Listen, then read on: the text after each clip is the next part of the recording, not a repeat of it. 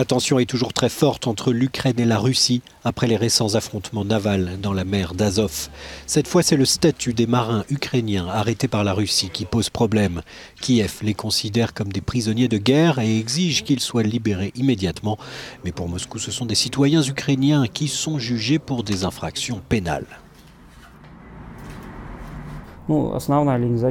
La principale ligne de défense, c'est premièrement qu'ils sont des militaires, ce sont des prisonniers de guerre et donc, conformément à la Convention de Genève, ils doivent être immédiatement libérés et renvoyés dans leur pays.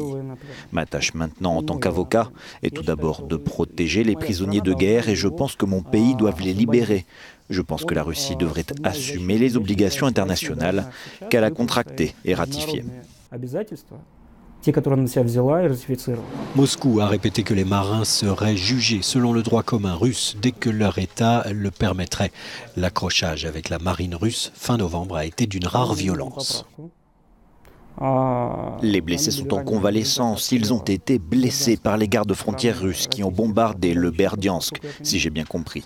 Ils ont tiré avec un AK-630, une arme d'artillerie qui tire comme une mitrailleuse.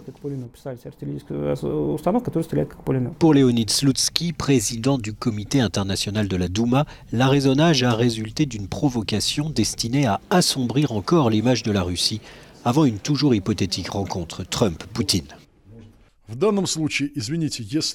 Dans ce cas, je suis désolé. Et si j'envahis subitement le territoire de quelqu'un, je suis arrêté.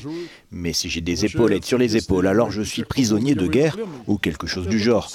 C'est absurde et je pense que cela est bien compris par tous. Nos collègues de Kiev ne parviendront pas à attirer de nouveau la Russie dans le théâtre de l'absurdité.